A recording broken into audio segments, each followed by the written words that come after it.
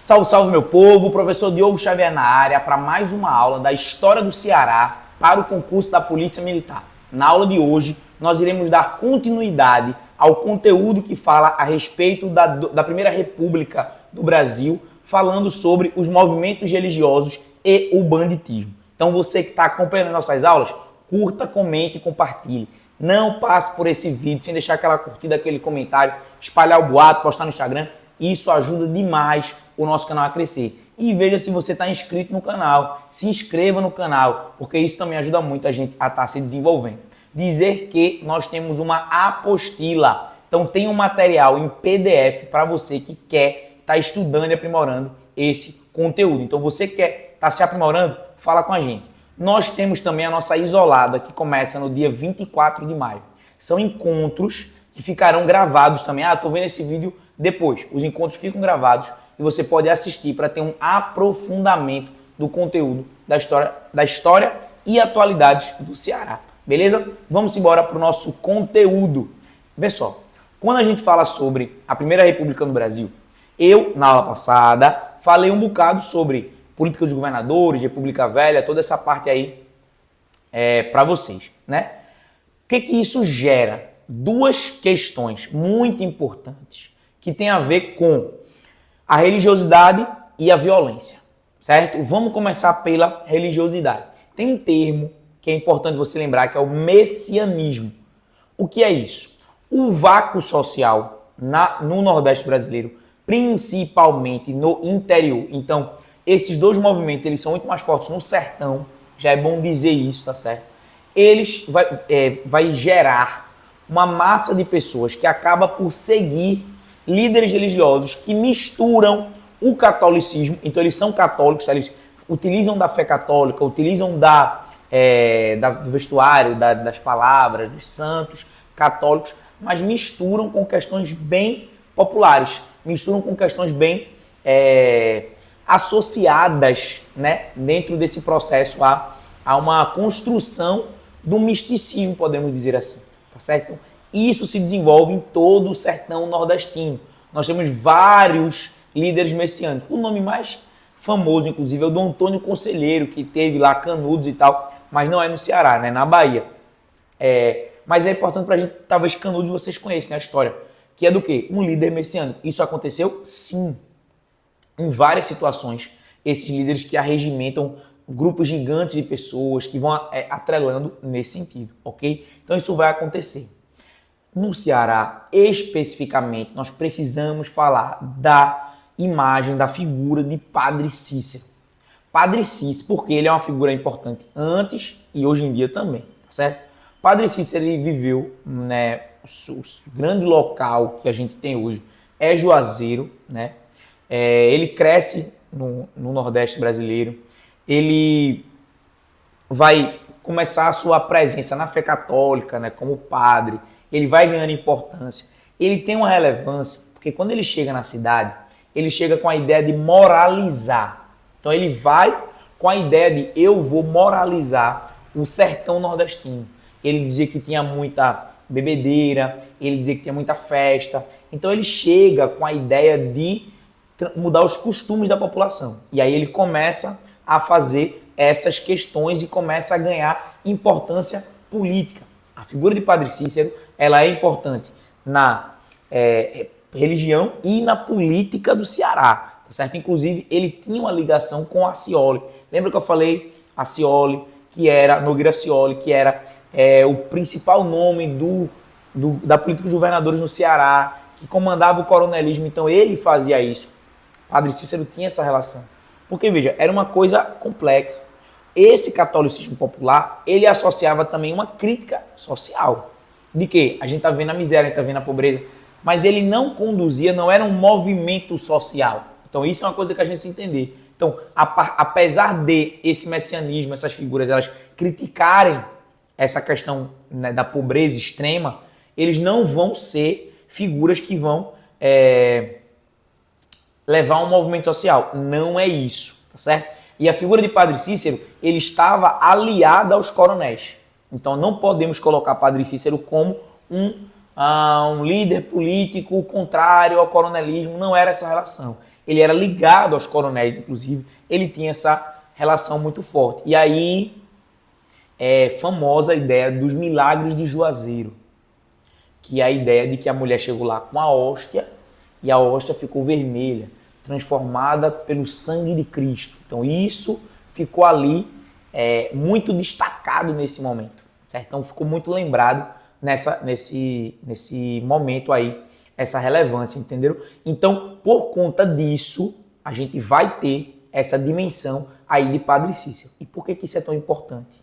Foi feita uma votação nos últimos anos e Padre Cícero foi colocado como o maior cearense de todos os tempos. Então, nós podemos dizer que, apesar de muitas contradições, inclusive de Padre Cícero ter sido excomungado da Igreja Católica, a Cúria Romana não gostava de Padre Cícero.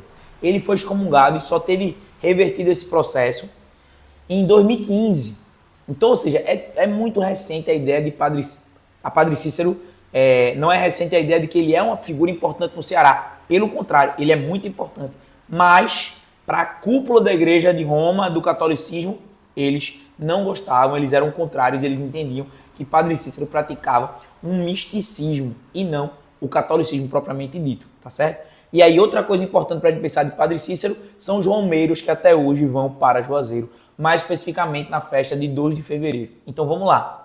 A gente pode destacar que o catolicismo popular ele tinha relevância antigamente, mas que ele também tem relevância hoje em dia. Padre Cícero é uma figura importante hoje, porque nós podemos dizer assim, essas migrações, esses romeiros que vão, também é o que é chamado de turismo religioso.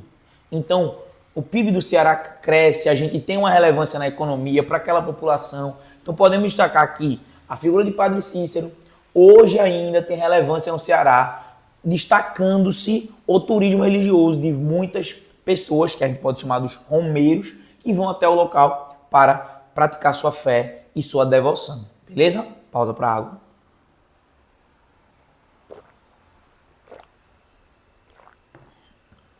A gargantinha hoje tá meio ruim, mas a gente continua, né? E dizer para você 2 formas de ajudar o nosso canal a crescer: curta, comente e compartilha. E também fala comigo através do WhatsApp. Professor, eu quero apostila. Professor, eu quero aulão, quero a isolada. Isso ajuda demais o nosso canal a crescer e a se desenvolver, beleza? O outro tópico importante, banditismo social. Aqui a gente precisa falar sobre o cangaço. Aí eu já queria juntar as duas coisas. Em 1926, nós temos um dos encontros mais famosos do Nordeste brasileiro. Padre Cícero e Lampião se encontram. Lampião, ele era um devoto de Padre Cícero. Então ele era uma figura importante. Tanto é que dizem que o cangaço ele nunca foi muito forte no Ceará, apesar de que nós temos cangaço no Ceará. Mais especificamente, o cangaço ele não chegou muito forte na região de Juazeiro. Por quê? Porque Lampião, ele era devoto de Padre Cícero, admirava Padre Cícero, moveu mundos e fundos para poder se encontrar com Padre Cícero, que inclusive pediu para ele deixar o cangaço, certo? Padre Cícero pede para ele largar o cangaço e Lampião promete a ele que iria sair, né, da vida do cangaço, certo? Então, o que a gente pode falar sobre isso? Mais uma vez, sertão nordestino, mais uma vez, vácuo de poder.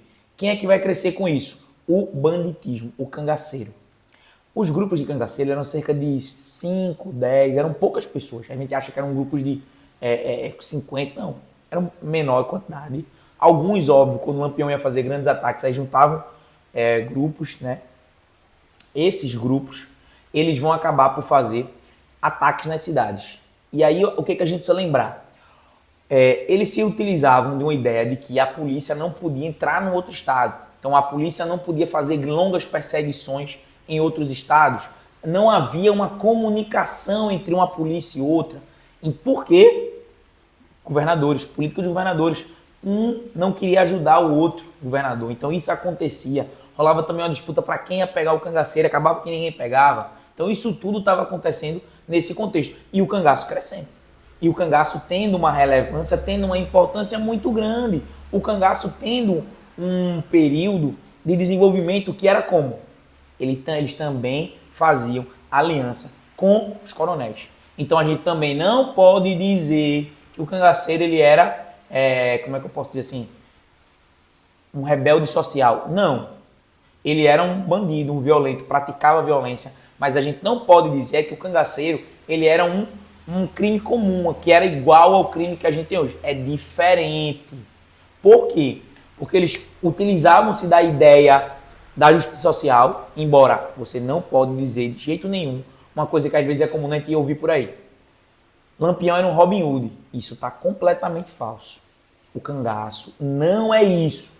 Agora, o cangaço também não é um crime comum. Eles praticavam o crime nas cidades, eles atacavam locais que estavam afastados, eles faziam acordo com o coronel, atacavam outro coronel que era rival desse. Então, eles tinham amplo leque de atuações que vão estar acontecendo e eles iam migrando. É um movimento constante. Então, eles nunca ficavam parados num lugar só. Essa era a ideia de movimentação do cangaço, para não ser fácil de ser descobertos e porque eles tinham muitos apoios, os chamados coiteiros, que eram aqueles que davam guarida aos cangaceiros, tá ok? E no Ceará isso vai acontecer? Sim, muito fortemente no sertão do Ceará. Então ali na região eles ficavam migrando de cidade em cidade e praticando uma série de crimes na região. E o cangaço se desenvolve, cresce muito por conta disso. Lampião era o único cangaceiro? Não. Você jamais pode dizer isso. Lampião era um dos, o mais importante, o mais famoso, o mais conhecido do cangaço, com toda certeza. Tudo bem? E aí a gente pode destacar isso, lembrando, era um período onde o poder público, a ação, não chegava nos lugares. Porque, por exemplo, a gente está falando sobre a polícia aqui. Qual era a condição que era dada para o policial combater um grupo de cangaceiros? Pouquíssima. Então a polícia não é que não tinha vontade, é que não tinha condições de atacar, de inteligência e tudo mais para conseguir. Tanto é que quando a polícia foi equipada, armada e organizada para acabar com o cangaço, ela acabou.